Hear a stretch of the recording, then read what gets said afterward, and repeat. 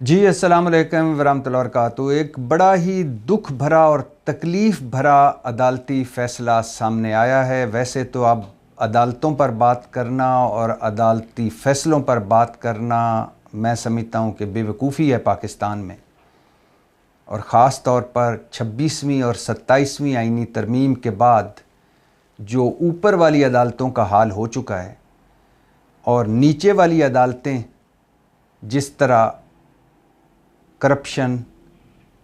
अकरबा परवरी, सफारश और बड़ों की यरगमाल बनी हुई हैं, यानी ताकतवरों के हाथों यरगमाल बनी हुई हैं। इस सारे को देखकर, इस सारे चोली दामन के खेल को देखकर, जिसमें गरीब कदम कदम पर रुलता है, उसे छितर पड़ते हैं और अमीर को कदम कदम पर रिलीफ मिलते हैं, इन सारे मामलात को देखकर अदालत और अदलिया के मामलात पर और अदालती फ़ैसलों पर बात करना मैं समझता हूँ कि बेवकूफ़ी है। लेकिन फिर भी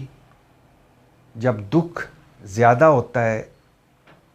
तकलीफ़ ज़्यादा होती है, तो दिल करता है कि इस पर कम से कम बोला तो ज़रूर जाए। उम्मे रुबाब चांडियो केस सिंध का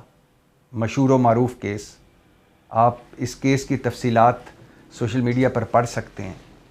ये तिहरे कत्ल का केस था, यानी 3 कत्ल हुए थे इस केस में। ये 3 कत्लों का केस, उम्मे रुबाब चांडियो केस,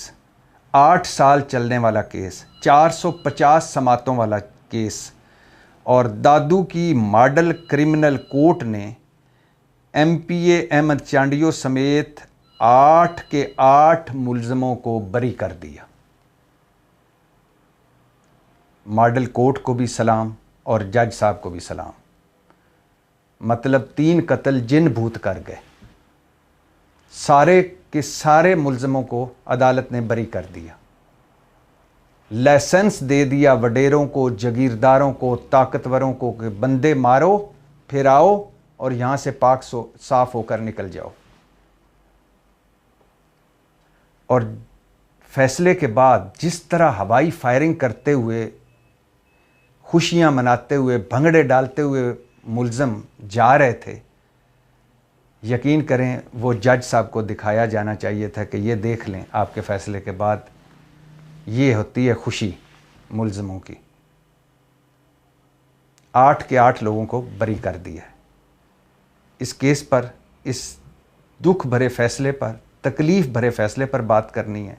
लेकिन इस पर बात करने से पहले 2 और बातें। एक, अदाकार सोहेल अहमद साहब हैं, अजीज़ी, लिविंग लेजेंड हैं, कमाल के फ़नकार हैं, कमाल के अदाकार हैं, प्रोड्यूसर हैं, स्क्रिप्ट राइटर हैं, मुसन्नफ़ हैं, एक लंबा कैरियर, लिविंग लेजेंड, मेरे फेवरेट अदाकार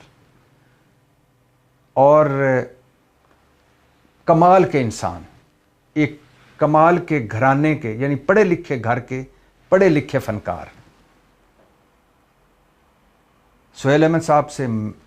कई दफ़ा मेरा इंटरेक्शन हुआ और मेरे और उनके दरमियान कई मामलों पर, कई बातों पर, कई इश्यूज़ पर इख्तलाफ हुआ और हमने टीवी चैनल्स पर भी इख्तलाफ किया। उनकी राय दूसरी, मेरी राय दूसरी, मुझे उनकी राय का एहतराम है, उन्होंने मेरी राय का एहतराम किया।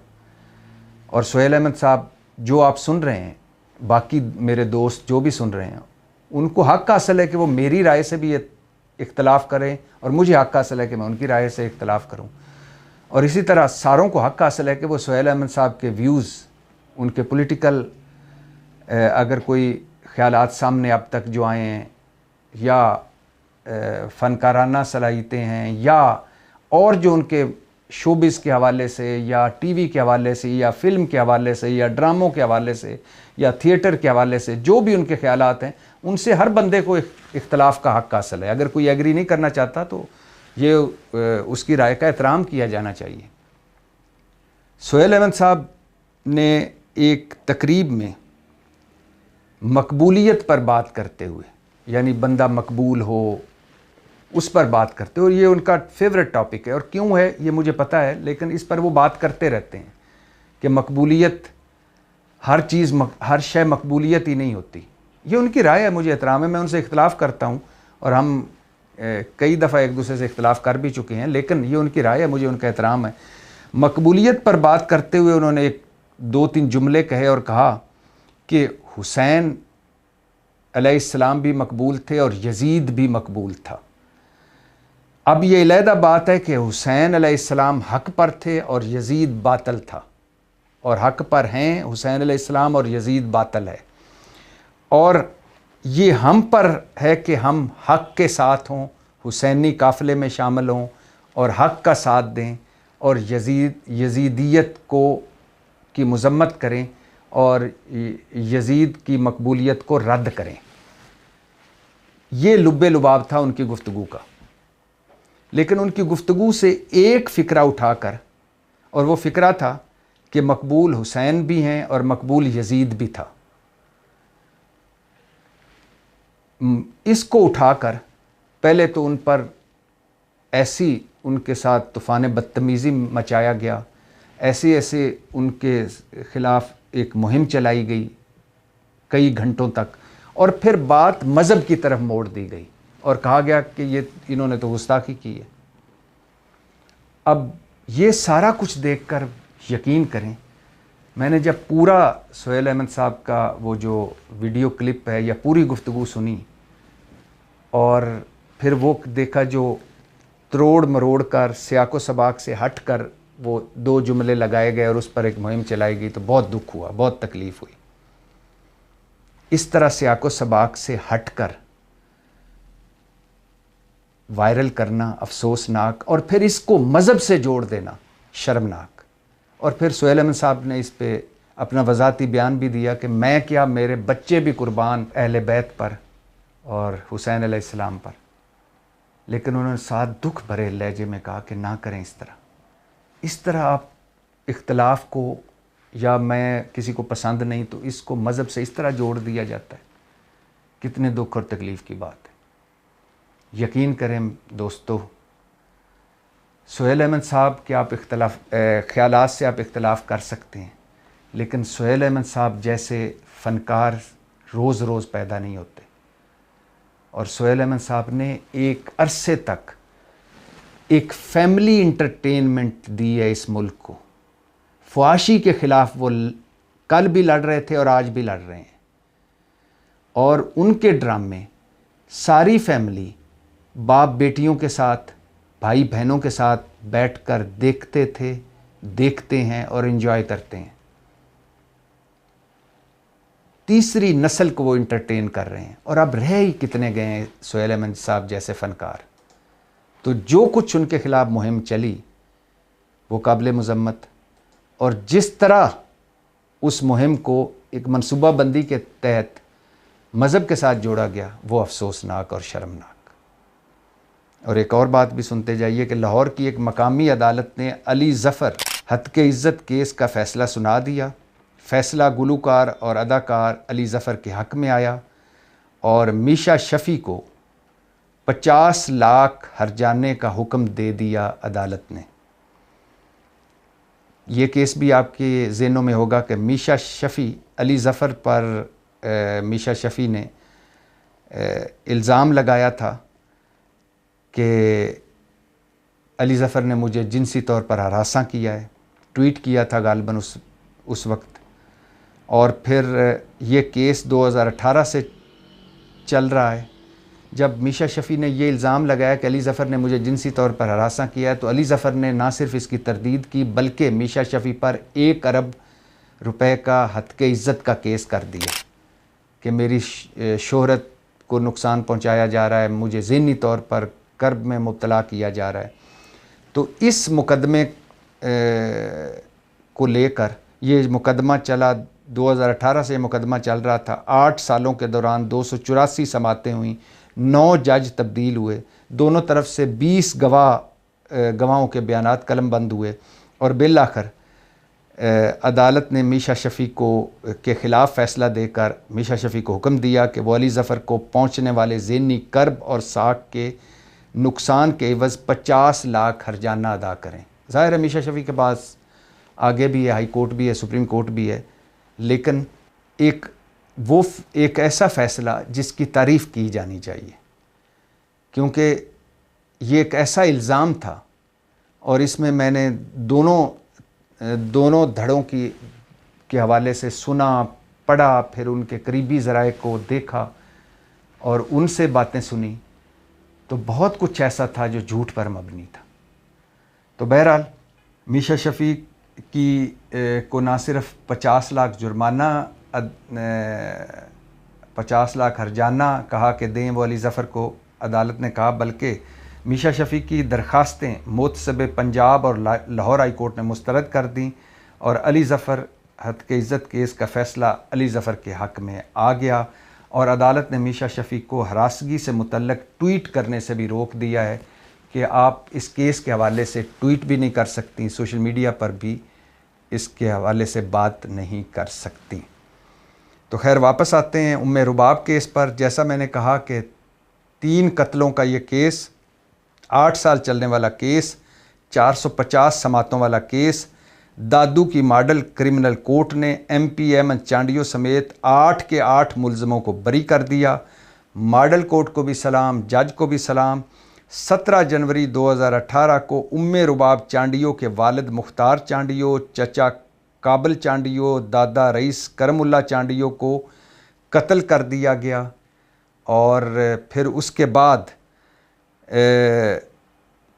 بعد یہ جو کیس ہے یہ لاڑکانہ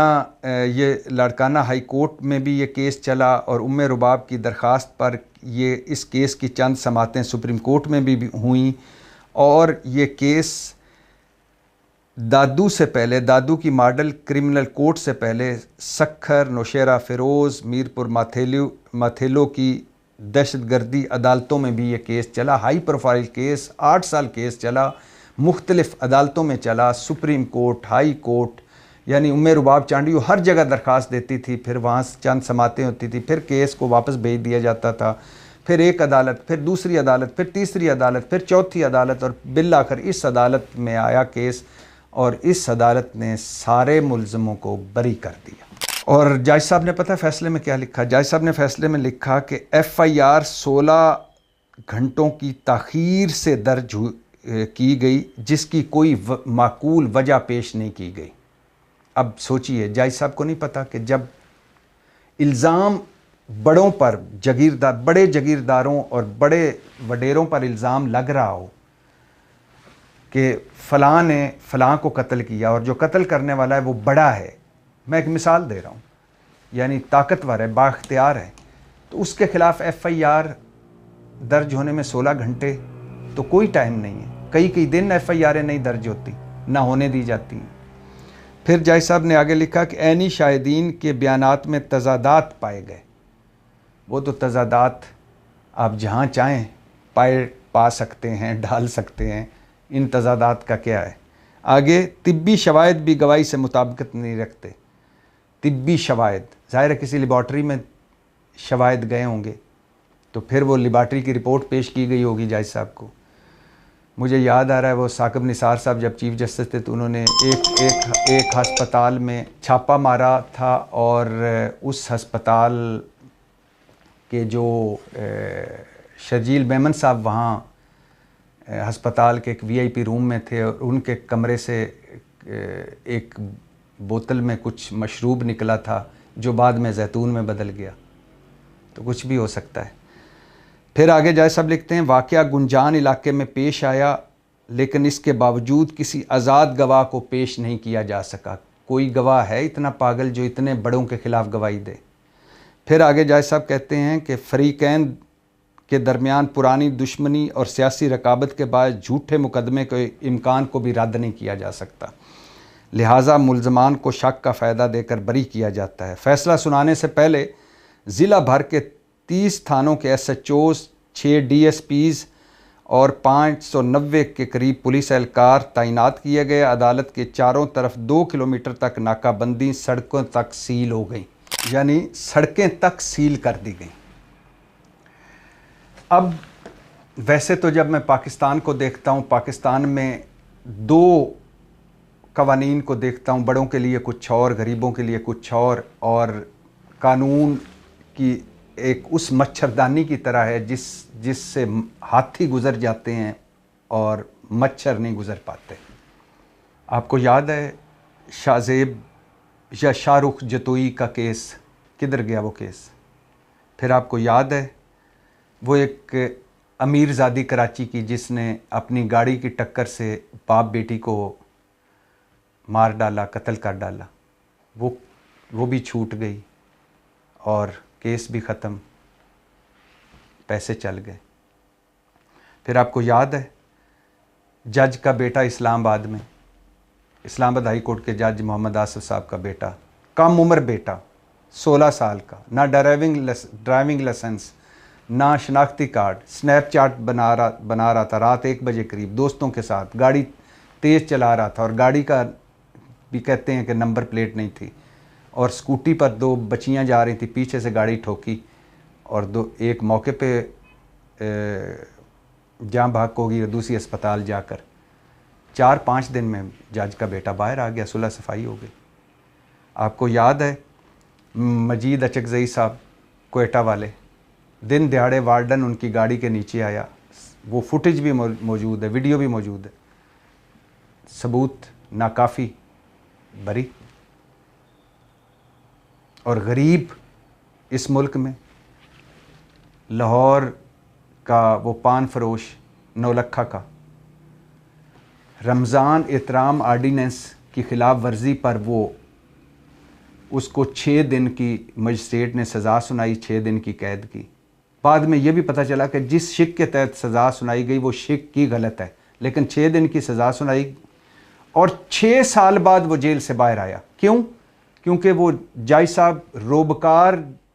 ہی نہیں پہنچ پا رہے تھے عدالت سے روبکار جیل میں۔ اور پھر وہ رانی سرگودہ کی 18-19 سال قید کے بعد اس لاہور ہائی کورٹ نے کہا کہ آپ تو بے گناہ ہیں۔ اور پھر وہ 2 بہاولپور کے بھائی سپریم کورٹ میں بری ہوئے، لیکن جب بری ہوئے تو پتہ چلا ان کو تو ہائی کورٹ کے فیصلے کے بعد پھانسی پر لٹکا دیا گیا۔ اور پھر وہ اڈیالہ جیل کا کینسر کا مریض جس نے سپریم کورٹ میں درخواست دی کہ میں کینسر کا مریض ہوں، سٹیج 4 پر ہوں، میری درخواست جلدی سن لی جائے اور مجھے باہر کسی اچھے اسپتال میں علاج کی اجازت دی جائے۔ اور جب اس کی باری آئی 2.25 سال بعد تو خیر سے جا چکا تھا، وہ فوت ہو گیا تھا۔ اور پھر وہ 1000 دھنیا چور، سول کورٹ نے ضمانت مسترد کی، سیشن کورٹ نے ضمانت مسترد کی، ہائی کورٹ نے ضمانت مسترد کی، سپریم کورٹ میں 1000 کے دھنیا چور، سپریم کورٹ میں آ کر اس کی ضمانت ہوئی اور جج صاحب حیران ہو گئے کہ 1000 کا دھنیا چرایا الزام ہے اور سپریم کورٹ تک بات آ گئی۔ اور پھر وہ یاد ہے وہ مرغی چور، اور جس کو اسلام آباد ہائی کورٹ نے یہ کہہ کر ضمانت نہیں دی کہ یہ عادی چور ہے، لیکن اسی اسلام آباد ہائی کورٹ نے نواز شریف صاحب، مریم نواز، کیپٹن صفدر کو ضمانتیں دے دیں، حالانکہ میرٹ پر ضمانتیں بنتی نہیں تھیں، میرٹ پر وہ فیصلہ ہونا ہی نہیں چاہیے تھا۔ تو یہ ملک کیسا ہے؟ دکھ ہوا، تکلیف ہوئی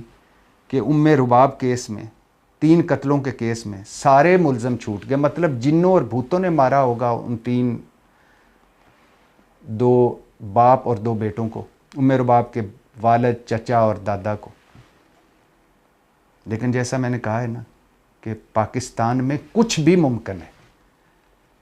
یہاں بڑوں کے لیے اور ہے قانون اور چھوٹوں کے لیے اور قانون ہے، بڑوں کے لیے یہ جنت ہے یہ ملک، اور غریبوں کے لیے جہنم ہے یہ ملک۔ تو معذرت رباب، آپ 8 سال رلتی رہیں، دھکے کھاتی رہیں اور نتیجہ آپ کو یہ ملا، لیکن آپ نے ہمت نہیں ہارنی۔ اور میں نے آپ کا ایک ویڈیو کلپ دیکھا ہے جس میں آپ حوصلے میں ہیں، ہمت سے ہیں، اور آپ کہہ رہی ہیں کہ آپ اس فیصلے کے خلاف اپیل کریں گی، اپیل کریں۔ اور ایک اور بات ذہن میں رکھیں، ہو سکتا ہے اپیل کے بعد ہائی کورٹ سے بھی سارے ملزم چھوٹ جائیں، سپریم کورٹ سے بھی چھوٹ جائیں، لیکن ایک دن اوپر عدالت لگنی ہے، وہاں کوئی وڈیرا نہیں ہوگا، وہاں کوئی جاگیردار نہیں ہوگا، وہاں کوئی طاقتور نہیں ہوگا۔ وہاں کوئی سفارش نہیں چلے گی اور وہاں ذرے برابر نیکی جو ہے اس کی بھی جزا ملے گی اور ریت کے ذرے برابر جو گناہ ہے اس کی بھی سزا ملے گی. تو اس عدالت میں ملزم سزا سے نہیں بچ پائیں گے، لیکن آپ نے اپنی کوشش جاری رکھنی ہے. پاکستان زندہ باد.